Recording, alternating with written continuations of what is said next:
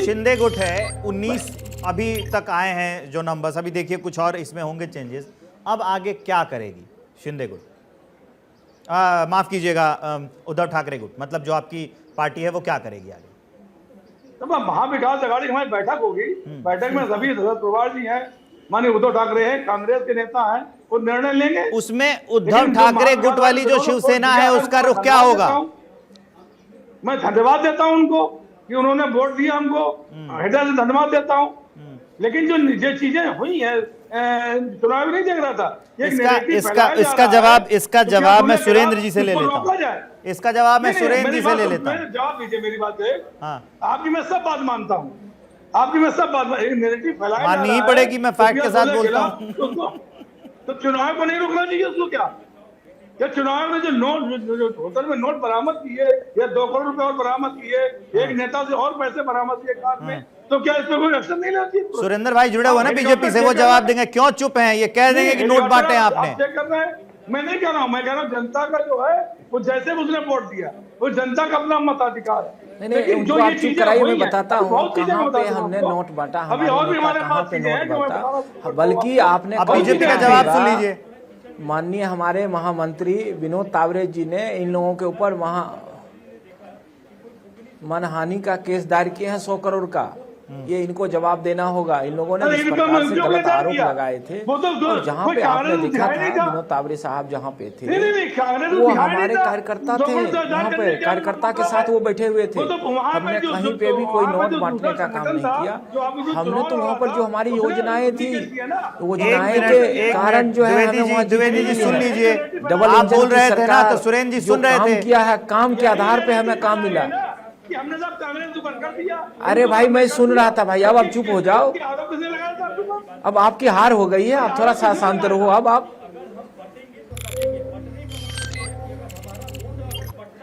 अगर हमारा वोट बढ़ता है तो अधिकार से और विकास से वो छट जाएंगे, अधिकार से और बोलिए सुरेंद्र भाई बोलिए।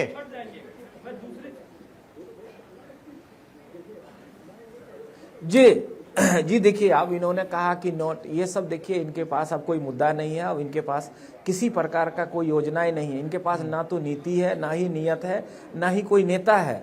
अब इनके नेता सारे जब उल्टे सीधे बयान देते हैं तो जनता को तो सब मालूम है ना। जनता विश्वास किसके ऊपर करे? जनता उनके ऊपर विश्वास करेगा जो देश हित की बात कर रहा है, जो राज्य प्रदेश हित की बात कर रहा है, जो समाज हित की बात कर रहा है। हम विकास की बात कर रहे हैं, हम वहाँ युवाओं की बात कर रहे हैं, हम रोड हाईवे की बात कर रहे हैं। और ये लोग सिर्फ परिवारवाद की बात करते हैं। ये लोग सिर्फ जो है अपने घर को बचाने की बात करते हैं। इन लोगों की जो गठबंधन है सिर्फ परिवार और घर बचाने की बात है। आज उद्धव साहब अगर उधर गए हैं, क्यों गए? वो स्वार्थ के लिए गए। उनके पिताजी ने हिंदुओं की लड़ाई लड़ी थी, हिंदुओं को खत्म कर दिया इन्होंने। तो हिंदुओं ने इनको सबक सिखाने का काम किया वहाँ पर, और अभी भी इनको सबक अगर ये ना सीखे हैं तो ये इनकी समस्या है। इनको चिंतन करना चाहिए कि महाराष्ट्र की जनता ने हमको क्यों नकारा है, महाराष्ट्र की जनता ने हमको क्यों नहीं वोट दिया। तो इनको चिंतन करना चाहिए। अच्छा, मुझसे हमारी मेरा आपसे एक सवाल था, झारखंड की जनता ने आपको क्यों नकारा? हमने गठबंधन मजबूत तरीका से किया। सुरेंद्र जी, झारखंड की जनता ने आपको क्यों नकारा है? नहीं देखिए, झारखंड की जनता ने अगर नकारा तो हम उन पे चिंतन करेंगे। नहीं देखिए, अगर झारखंड की जनता ने नकारा है तो हम उस पर चिंतन करेंगे। हम उनकी सर्वे बैठक करेंगे कि भाई हम क्यों हारे, हमारी बात जो है जनता के बीच में क्यों नहीं पहुंचा। हमने कोई आरोप नहीं लगाया इन लोगों की तरह जो दोहरी चरित्र की तरह। हमने तो अगर हारी हुई तो हम मानने को तैयार हैं कि हाँ हमने वहाँ पे हार गई, हमारी पार्टी वहाँ पे हार गई, हमें जनादेश नहीं मिला। और जहाँ पे हमें जनादेश मिला तो वहाँ तो हम मानेंगे ना कि हमें जनादेश मिला है। और हमने वहाँ पे विकास के नाम पे हमें जनादेश मिला है, हमारी योजनाएं के ऊपर हमें जनादेश मिला है। और आप लोगों को तो सिर्फ स्वार्थ के लिए गठबंधन आप लोगों ने कांग्रेस से जुड़े हुए हैं, हैंड भी रेज किया है उन्होंने, जरा एक बार उनसे रिएक्शन लेते हैं। बताइए क्या कहना चाहते हैं आप प्रभात जी? सुरेंद्र भाई अभी कह रहे थे कि तावड़े साहब 100 करोड़ के मानहानि का केस करेंगे। इनको जरा पूछिए, नोटिस भेज दिया उन्होंने, से तावड़े साहब की बरामदगी हुई, क्या वो करेंगे? नहीं किए हैं और देना पड़ेगा आपको, कोर्ट में जाना पड़ेगा। अरे सुन लीजिए, सुनिए, अरे सुनिए सुरेंद्र भाई सुन तो लीजिए। थोड़ा सा कानून तो मैं भी जानता हूं। आदर्श आचार संहिता के तहत जहां से उनकी बरामदगी हुई तावड़े साहब की, वही अपने आप में उनको कन्विक्ट करता है। और देखना आप, लेकिन बिल्कुल ठीक कहा आपने, नहीं होगा। यही तो मैं कहने का प्रयास कर रहा हूं इतनी देर से, ये तंत्र का जो खेल है ना, जो आप ये कुत्सित प्रयास कर रहे हैं तंत्र का खेल खेलने का, प्रभात जी मेरा आज आपसे लोकतंत्र पर सीधे तौर पर हमला है। प्रभात जी मेरा आपसे एक सवाल था। और दूसरी बात, नहीं आपने जब बोलने हम दिया सुरेंद्र भाई को, मैं सुन रहा था। हाँ सुना दीजिए, सुरेंद्र जी। भाई को सुना दीजिए, फिर मैं आपसे एक सवाल पूछूंगा। बड़ा अच्छा सवाल है। नहीं आप सवाल कीजिए। मेरा सवाल ठीक ये है, था ठीक कि जब हम महाराष्ट्र और झारखंड के नतीजों की बात करते हैं तो एक तरह से देखें तो हम बात कर ले रहे हैं कि महाराष्ट्र में सरकार बनने वाली है, महायुति की आगे चल रही है, और झारखंड में हम बात करते हैं, कह रहे हैं कि इंडिया अलायंस आगे चल रहा है। लेकिन इसके जो अवयवी दल हैं जैसे कि कांग्रेस झारखंड में कहां है और इसके साथ साथ महाराष्ट्र में कांग्रेस कहां है? अगर अलग अलग बात करें तो आपको नहीं लगता है कि दोनों जगहों पर आपने कुछ खास नहीं किया है, कांग्रेस ने खास नहीं किया है? एक अपने पार्टी का इंडिविजुअल भी तो होता है ना। देखिए दो तरह से ना, मैं बताता हूं, बिल्कुल ठीक प्रश्न है आपका। सवाल तो दो मैं तरह सही से इन करता आंकड़ों को हम देखेंगे। कांग्रेस पैन इंडिया की पार्टी है, कांग्रेस पैन इंडिया की पार्टी है, राष्ट्रीय पार्टी है। तो राष्ट्रीय परिदृश्य में अगर हम जाकर के इस चीज को देखते हैं तो लोकसभा चुनाव के अंदर सबसे ज्यादा जो सीट महाराष्ट्र के अंदर आई वो कांग्रेस को आई थी। शायद 2-4 महीने पहले की ही बात है, और आपके जेहन में होगा, मुझे पता है आप खुद ही पत्रकार हो। ये चुनाव आप अभी अठावले साहब को मैं सुन रहा था, अडानी जी के साथ मोदी जी को मत जोड़ो, तो मैं बड़ा सीधे तौर पर पूछता हूं, जब इन्हीं के वित्त मंत्रालय के द्वारा कहा गया कि 2 से ज्यादा एयरपोर्ट, खास करके वो जो मुंबई जैसे बड़े एयरपोर्ट है, नहीं दिए जा सकते किसी को, इन्होंने 6 दिया। देखिए ये अडानी, मोदी, बांग्लादेश राहुल, जाकर ये के सारी अडानी जी के चर्चाएं लिए हम करेंगे। अभी बैटिंग कर मेरा रहे थे। सीधा सवाल श्रीलंका आपसे ये जाकर था के- नहीं, कि मैं नहीं अगर कह रहा हूं। कांग्रेस पार्टी की इंडिविजुअल बात करें तो नहीं। वो महाराष्ट्र में और झारखंड में कहां स्टैंड करती है?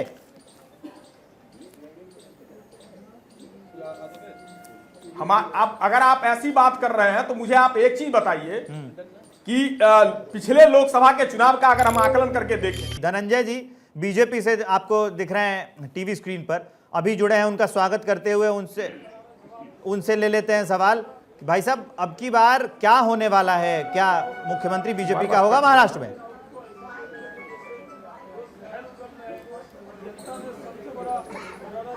देखिए, महाराष्ट्र में मुख्यमंत्री महाराष्ट्र का बेटा होगा, ये स्पष्ट है। और हमारी तो मुख्यमंत्री पहले से भी हैं बेटा किस और गुट से नए भी आएगा? मुख्यमंत्री बनेंगे। भारतीय जनता पार्टी शिंदे का गुट भी हर एक महाराष्ट्र कार्यकर्ता के पद के लिए नहीं, बेटा है पब्लिक के और लिए काम बीजेपी करता है। पद के लिए नहीं, पब्लिक के लिए काम करता है। नहीं, सारे लोग महाराष्ट्र के हैं और उसी में से एक व्यक्ति चुन के आएगा।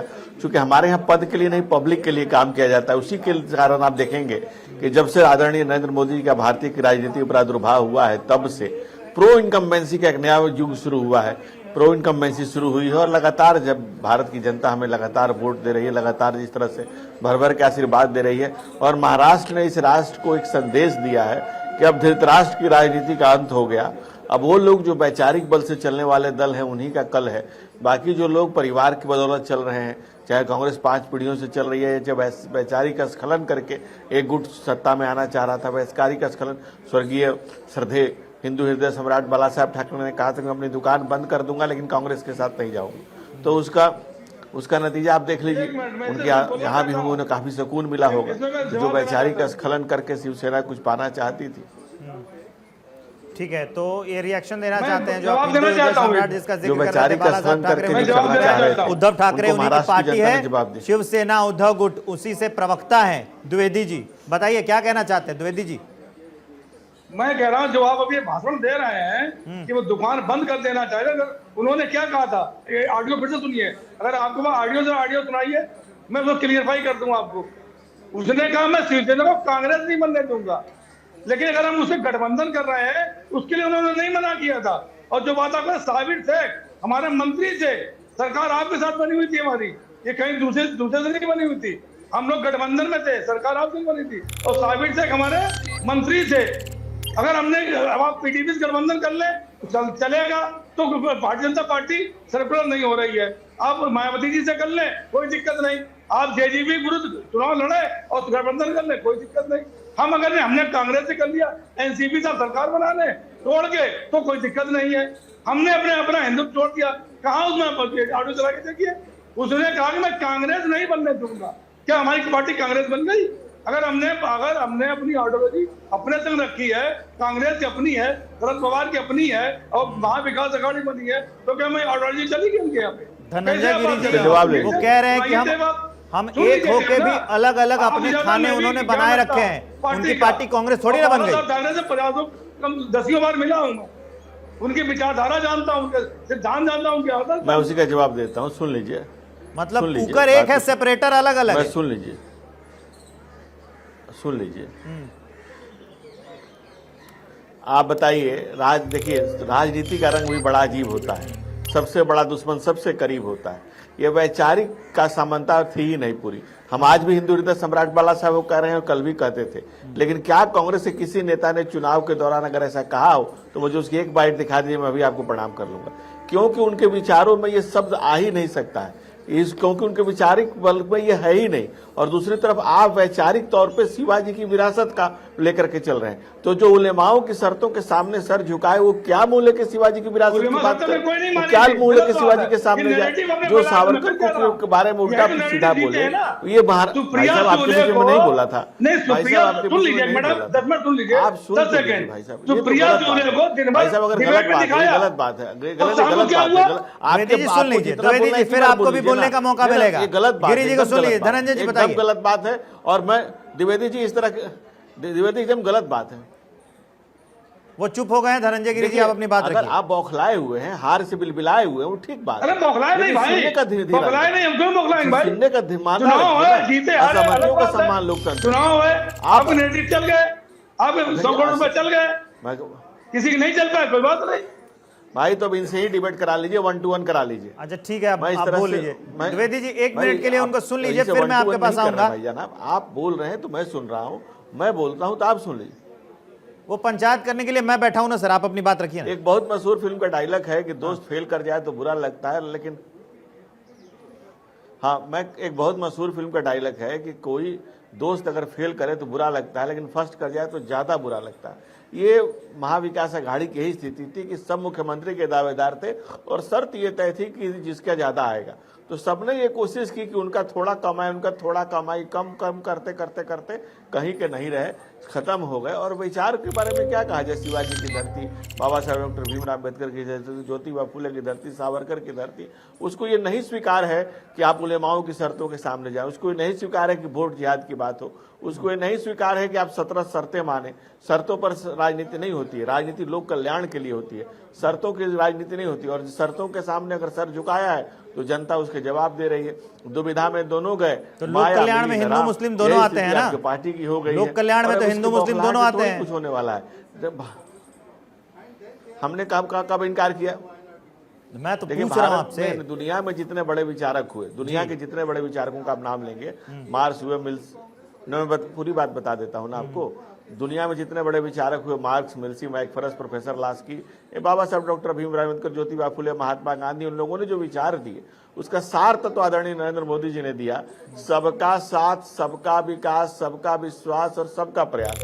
हम किसी को भी गैर नहीं करते, हम किसी को छोड़ने की बात ही नहीं करते। सच्चर कमेटी की रिपोर्ट आखिर आई किसके समय में थी?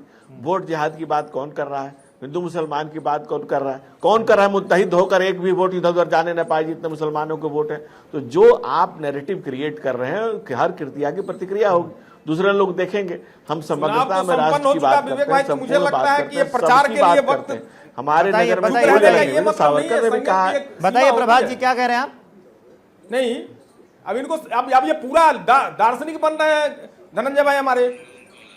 अगर अभी ये बात कर रहे थे, इन्होंने बोला गांधी जी के बारे में सुन के कर्ण प्रिय लगा, लेकिन गांधी जी के हत्यारों का महिमा मंडन करने वाले महात्मा गांधी के विचार की बात कर रहे हैं, तो यहाँ मैं समझता हूं कि हमारी लड़ाई सार्थक है। अभी चुनाव के परिणाम पे आप सब लोगों से गुजारिश है कि चुनाव के परिणाम पे रह लेते हैं।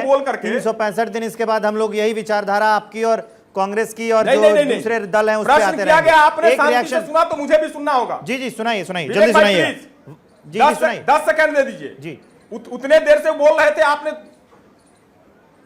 इनको पूछिए कि बटोगे तो कटोगे का विरोध उसी शिवाजी और फूले की और बाबा साहेब अंबेडकर की धरती से अजीत दादा पवार ने करा। बोलेंगे ये उनके साथ रहना पसंद करेंगे कि नहीं करेंगे? वैचारिक स्खलन की बात कर रहे थे हमारे धनंजय भाई। अरे क्या क्या सुनाऊं, इतने नगमे भरे हैं। जेजेपी के साथ रहे, निपटा दिया।